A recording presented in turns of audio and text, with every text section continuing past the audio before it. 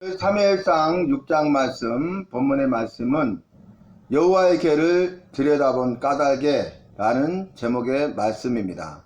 들여다봤는데 여호와의 궤를 들여다보았어요.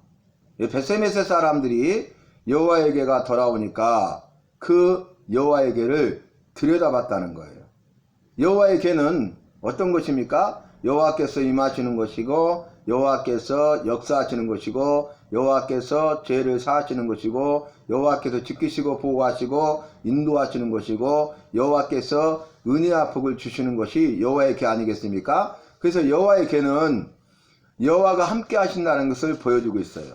그런데 여호와는 어떤 여호와십니까? 거룩하신 여호와, 살아계신 여호와. 거룩하시기 때문에 죄와 타협하지 아니하시고 의로우신 분이고, 죄를 미워하시고 죄에 대해서 반드시 심판하시는 분이시다. 이렇게 거룩하신 여호와를 말씀드릴 수가 있습니다.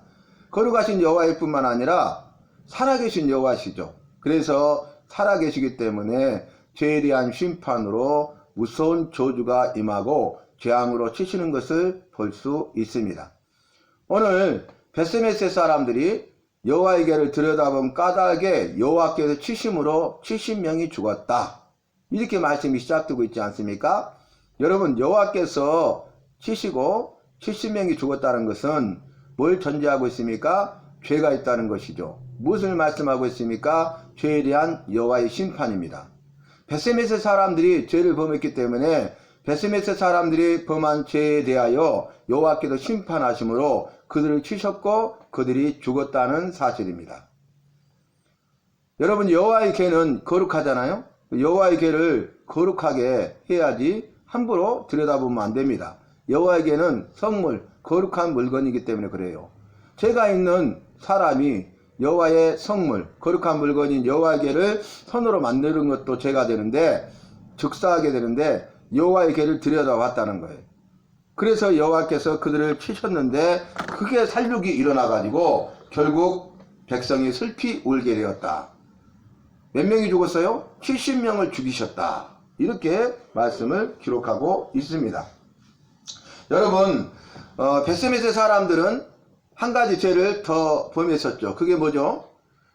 이제 벳세메스로 가는 소가 벳세메스를 향하여 대로로 행하고 울면서 자루나 우루나 춤추지 아니하고 이 벳세메스로 왔죠. 그 밭에 있던 벳세메스 사람들이 크게 기뻐했습니다. 그런데 이들이 이제 그 벳세메스로 온 새 수레를 나무로 패고, 그리고 또 그 암소, 전나는 두 소니까 암소라고 기록된 대로 암소 2마리를 잡아서 번제를 드렸어요. 그런데 여러분, 번제는 여호와께서 기뻐하시는 제사인데 이 벳세메스 사람들이 드리는 제사는 여호와께서 기뻐하시거나 여호와께서 받으시는 제사가 아니었어요. 왜 그렇습니까? 번제의 제사는 드렸대. 번제의 형식은 있으되 그들은 여호와의 말씀대로, 여호와의 뜻대로, 여호와께서 정하신 방법대로 하지 않았기 때문이에요. 그게 뭡니까? 번제를 드릴 때는 수소를 드려야 되는데 암소 2마리를 잡아서 번제로 드렸기 때문에 이것은 잘못된 것입니다. 이것은 여호와의 말씀대로 행하지 않는 죄인 것입니다. 또 번제 제사의 가장 큰 의미는 희생과 헌신이 있어야 되는데 이 암소는 블레셋 사람에게 돌려보내고, 그리고 자기들에게 있는 소 중에 수소 2마리를 취하여서 잡아 번제로 드려야 되잖아요. 자기 것을 희생하고 헌신을 다짐해야 되는데 자신들은 희생하거나 헌신하지 않는 거죠. 자기 것을 손해보지 않는 것이죠. 이것도 죄입니다. 그러니까 암소를 드린 것도 죄지만은 희생과 헌신이 없는 번제이기 때문에 그 번제는 여호와께서 기뻐하시거나 여호와께서 받으실 만한 제사가 아니라는 거예요. 그래서 우리가 말씀을 살폈듯이 벳세메세 사람들이 15절에 여호와께 번제와 다른 제사를 드리냐,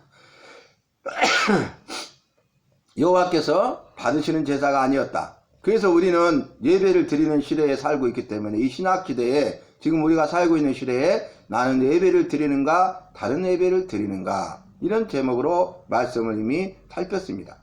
그러한 죄를 범했던 이들이 이제는 더 나아가서 여호와의 궤를 들여다본 까닭에 여호와께서 치셔서 백성들이 70명이 죽었고 큰 살육으로 인하여서 그들이 슬퍼 울었다. 그 말씀이 19절에 기록되어 있습니다.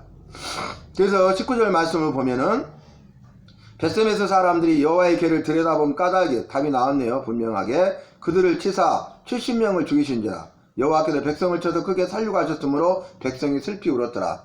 그러니까 70명이 그 여호와의 궤를 들여다본 거죠.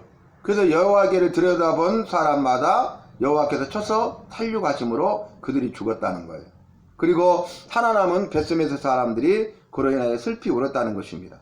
그래서 살아남은 자들, 살아남은 벳셈에서 사람들이 어떻게 말합니까? 20절에 이 거룩하신 여호와 앞에 누가 능히 서리요 그를 우리에게서 누구에게로 올라가시게 할까 하고, 그래서 전령들을 기랏 여아림 주민에게 보내가지고 블레셋 사람들이 여호와에게로 도로 가져왔으니 너희는 내려와서 그것을 너희에게로 옮겨가라 이렇게 말을 합니다.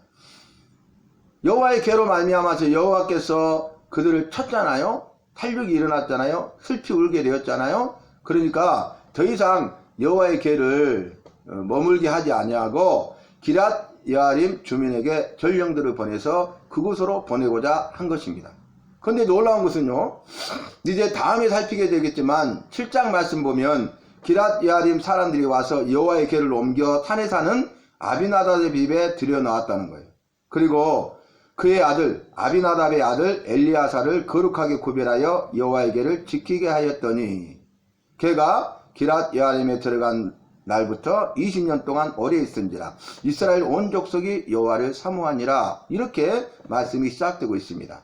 여러분, 블레셋과 전쟁에서 홈리와 비느하스가 대패하고 또 큰 살육이 일어나서 많은 백성들이 죽고 홈리와 비느하스도 전사하고 그 소식을 들은 엘리 대제사장도 죽고 또 비느하스의 아내 엘리 대제사장의 며느리가 아들을 낳았지만은 이가봇 여호와의 영광이 이스라엘을 떠났다 하고 죽었잖아요.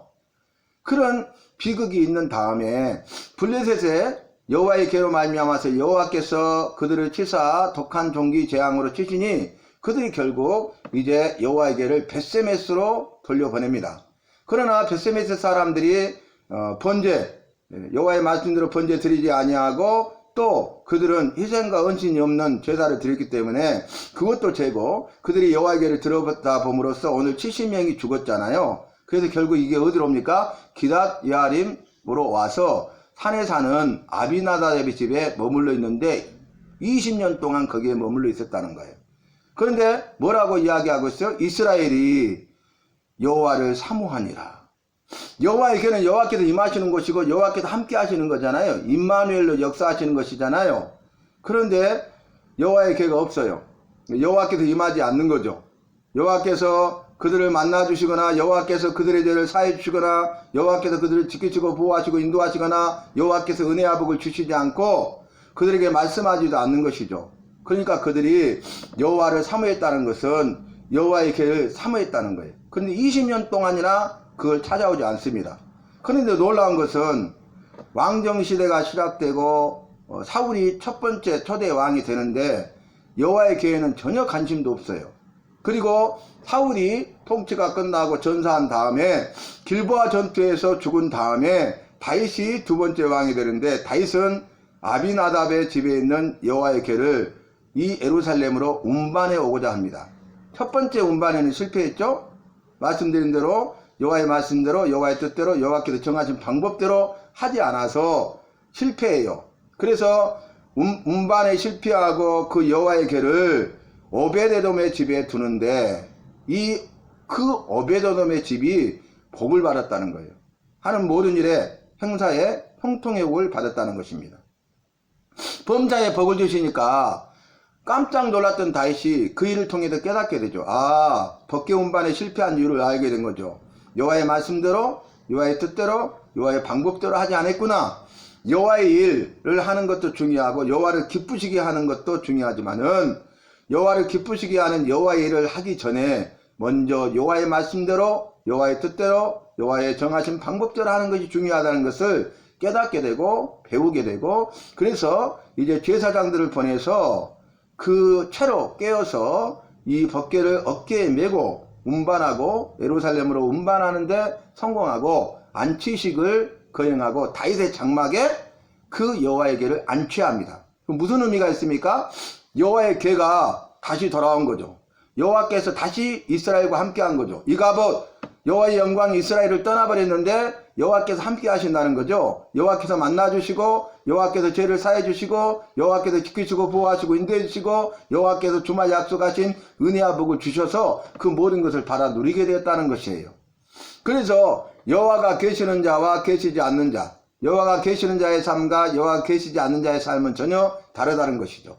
여호와의 궤, 여호와의 말씀이 있는 자와 여호와의 말씀이 없는 자, 여호와의 말씀이 있는 자의 삶과 여호와의 말씀이 없는 자의 삶은 전혀 다르다는 것입니다. 저와 여러분은 여호와를 사모하고 여호와가 함께 하시고 여호와의 말씀이 함께 함으로 여호와와 여호와의 말씀으로 살아가는 우리 모두가 되어서 오늘 오베데돔이 복을 받고 또 2차 운반에 성공한 다윗이 주님의 손에 붙들린 바 되어서 마음껏 쓰임 받았던 것처럼 저와 여러분도 이러한 믿음의 사람으로 쓰임 받을 수 있기를 예수님의 이름으로 축복하고 기도합니다.